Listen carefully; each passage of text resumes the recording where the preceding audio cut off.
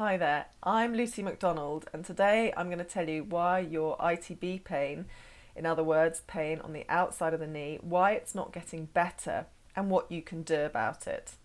So it's a super common injury in runners, pain at the outside of the knee, and the ITB runs all the way down the side of the leg and inserts just below the knee joint.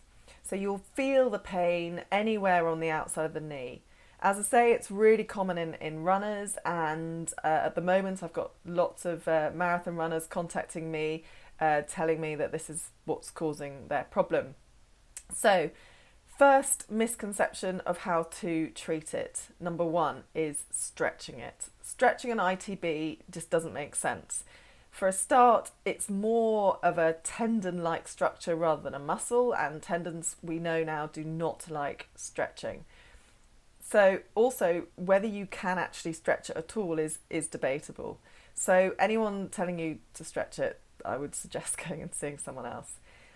So next thing is, on that similar note, is massaging it or foam rolling it. So number two is the value of actually foam rolling or massaging the ITB is very, very limited. In my opinion, it's completely negligible. All that ends up happening is you get pain from massaging it, and it doesn't create any advantage. However, foam rolling the quads muscles at the front that attach in that the ITB sits next to, and likewise the hamstrings muscles can be helpful, and most importantly of all, your TFL muscles, so your tensor fascia lata muscle, or the Transport for London muscle for those Londoners watching this. So the tensor fascial lata muscle sits right at the front, slightly to the side, but mostly to the front of your hip joint. And that is the muscle that your ITB starts from and then goes down the side at the outside of your thigh and inserts just below the knee. So massaging and releasing your TFL muscle does have the most value. So if instead of spending ages smashing away at your ITB itself, you're much better off using a spiky ball or some kind of object to massage the TFL.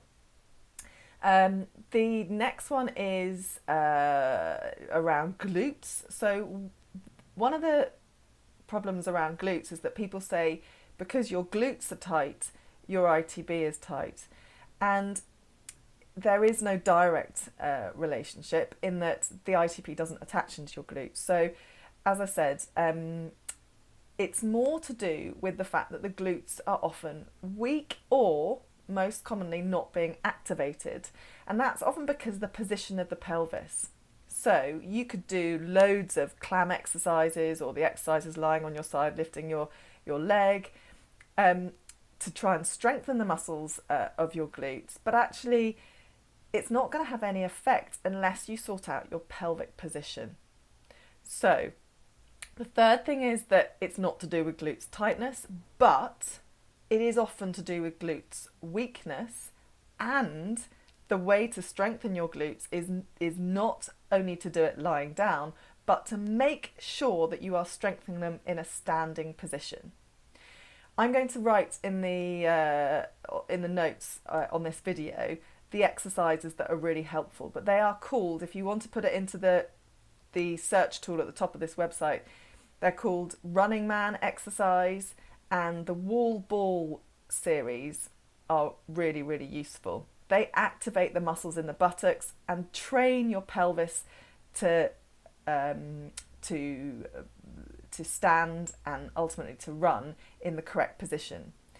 Now, not always, but often people with ITB problems are tucking their bottom too far under when they're running.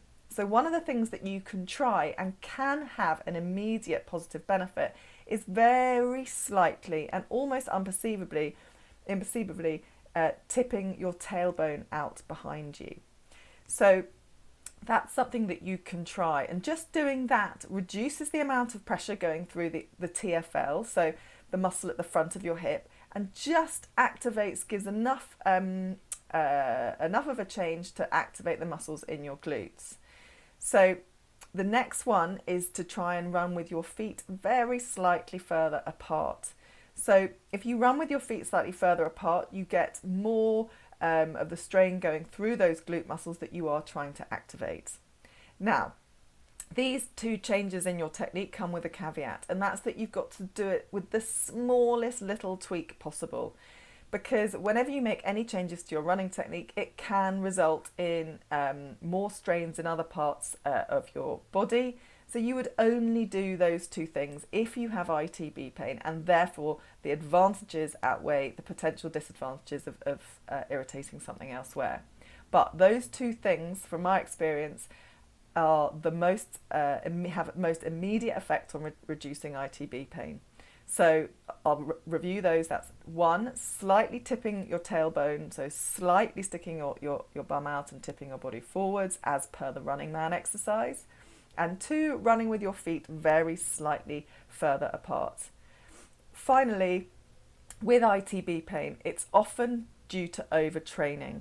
So make sure that you are not getting very fixated on distance. Make sure that you are listening to your body, allowing your body time to recover, repair, decent nutrition, good hydration, plenty of sleep, rest. And if you have any other questions, please do get in touch with me. My email address is lucymacdonaldphysio@hotmail.co.uk, or you can get in touch with me through our website www.octopusclinic.com. Please subscribe on YouTube, on Facebook, Twitter, and I look forward to hearing from you. Thanks. Bye.